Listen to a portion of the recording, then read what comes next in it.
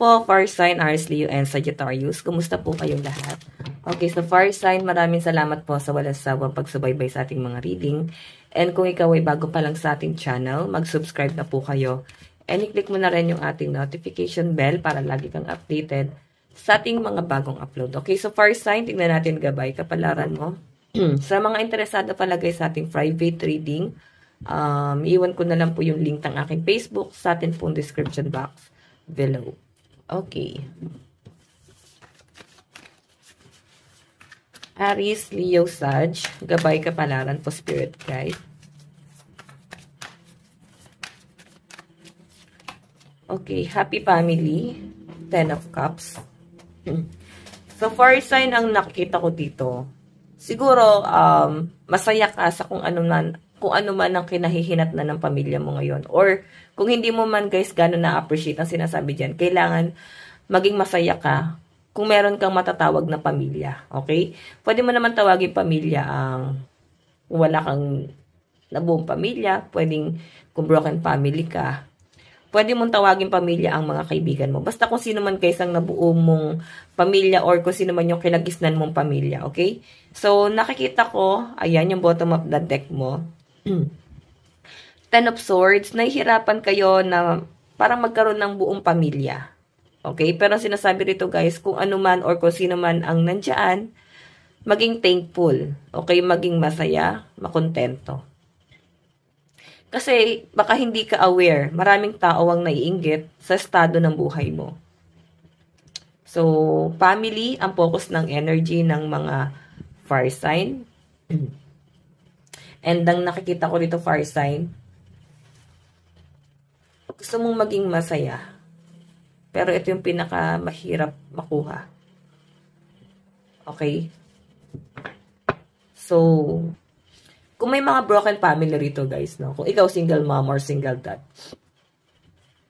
siguro nahihirapan yung iba sa inyo na maging magulang. Nahihirapan kayong itaguyod ang inyong mga anak. Lalo na at nag-iisa kayo, wala kayong katuwang. O yung iba sa inyo guys, pwedeng may mga taong kina-question ng pagiging magulang mo. Na hindi nila alam kung saan yung pinanggalingan mo. Okay? Hindi nila alam kung ano yung sakripisyong ginawa mo. So, sa kanila, basta dinudge ka na lang nila. So, yun yung nakikita ko rito, no? May mga taong nanguhusga sa'yo sa buong pagkatao mo bilang isang magulang.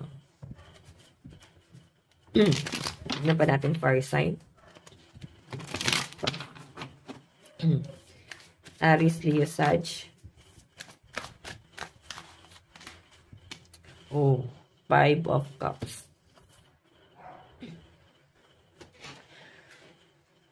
Okay. Fire sign, may nakikita ko dito na may nangungulila sa'yo.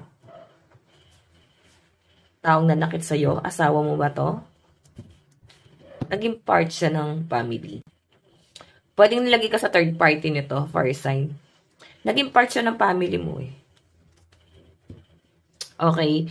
So, ang pinapakita rin sa akin dito, guys. Pwede rin naman, guys, na hindi lang to person mo. May ibang taong nangihinayang sa inyo, fire sign. So, sabihin na natin na may mga nanguhusga, pero may mga nangihinayang din. Ito, oh. Ito yung energy nila.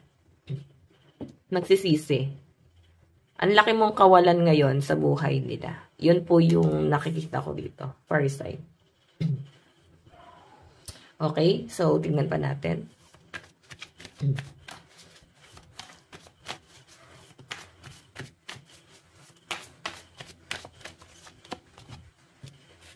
Meron tayong 10 of Pentacles. So, 10 of Pentacles, guys. Family pa rin, no? Okay, yung mga fire sign dito, guys, ang gusto mo lang, maging masaya yung pamilya mo. Okay? Parang i-enjoy nila yung buhay nila. Parang basta makapag-provide ka sa family mo. Gusto mo maging magaan yung pamumuhay nila, fire sign. Yan yung nakikita ko sa'yo, no? Ginagawa mo ang lahat para lang maibigay sa pamilya mo ang kaginhawahan. Or sabihin natin na ang kaginhawahan na hindi nyo nakuha nung panahong naghihirap kayo, no? Hindi naman lahat ng fire sign, no? Pwedeng may mga fire sign dito na galing talaga sa hirap. And I think na doon ka sa point na gusto mong iahon sa kahirapan yung pamilya mo.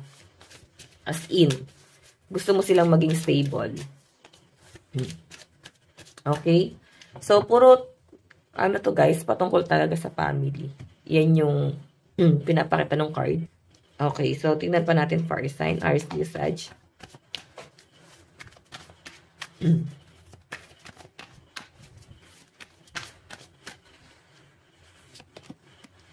Meron tayong 9 of Wands.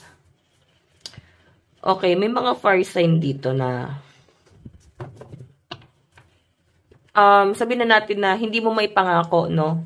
Pero hindi mo may pangako para sa pamilya mo. Siguro para sa sarili mo na lang yun, no? Na hindi na para ipangako pa or sabihin ko ano yung mga plano. Pero malinaw yun, nakikita ko dito, ang ganda ng plano mo para sa pamilya mo. Nakikita ko yung pagiging responsible ng mga fire sign na nandito. Okay? And ang nakikita ko rin guys, sobrang napaka-maalaga nyo sa pamilya nyo. Gusto mo talaga magkaroon ng parang magkaroon ng buong pamilya. Okay? So, may nakikita lang ako dito guys na siguro tinotolerate yung mali nung isa. Pwedeng sa pagsasama, asawa mo, baka tinotolerate ng pamilya. Or pwedeng tinotolerate ng ibang tao. Or pwedeng ikaw, or pwede naman guys na hindi talaga tinotolerate. Yun yung nasasagap ko dyan, fire sign. Pero may nakakabit sa inyo dito, fire sign. Okay. Tignan pa natin fire sign. Ano pa yung ipapakita ng card? Aries, Leo, Sag. Grabe, no? Pero hindi naman guys lahat ng tao pwedeng hinuhusgahan ka. May iba pa nga dito, sobrang na-appreciate ka. So, iba-iba talaga guys ang takbo ng utak ng ibang tao. So, eto na lang fire sign, no? Wag mo na lang din siguro tingnan yung judgment ng ibang tao sa'yo. Ang mahalaga rito, nagagawa mo yung responsibilidad mo sa pamilya mo. Okay? Wala ko nakitang nangangamba kayo pagdating sa pamilya nyo. Okay? Siguro yung nangangamba rito, ibang tao. Yung nangangamba siguro is nagsisisi, nanghihinayang, or nangungulila sa'yo. Tingnan natin fire sign, Aries, Leo, Sag.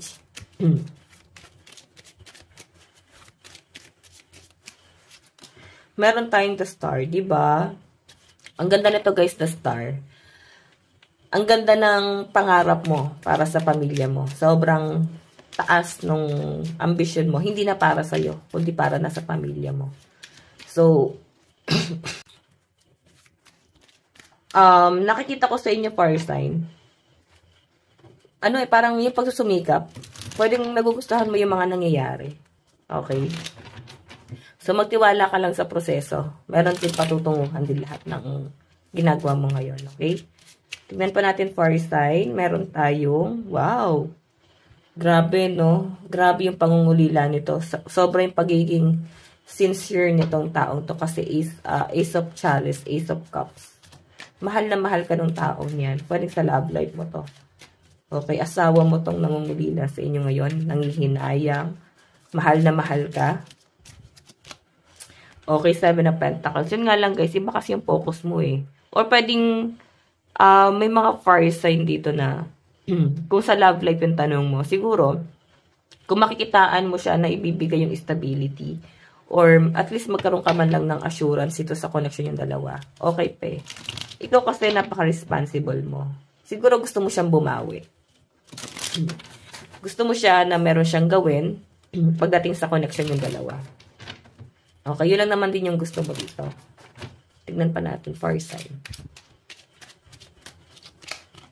Meron tayong 5 of Pentacles. Yun nga lang, mukhang hindi maipangako na tong taong to, no?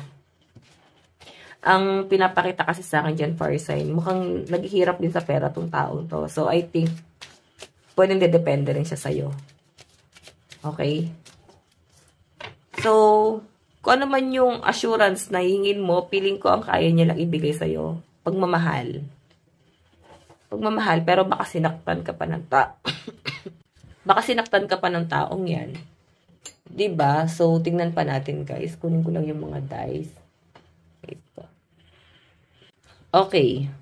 Ano pa yung mga malalakas na zodiac sign na kadil mo fire sign?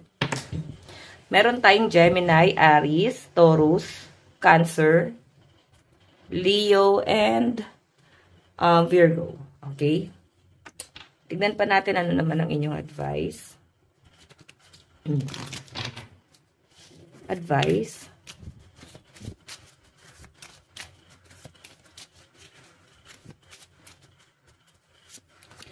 Meron tayong Blue Whale. Ultimate fulfillment. Dream big, it will all work out. Diba? Ipagpatuloy mo lang ang mangarap ng mataas. Ibibigay yan sa inyo ni universe kasi sobrang positive ng energy na sasagap ko sa inyo. So, fire sign, lucky number mo 44 and 23. Ito lang pong inyong reading. Maraming salamat po. Bye-bye.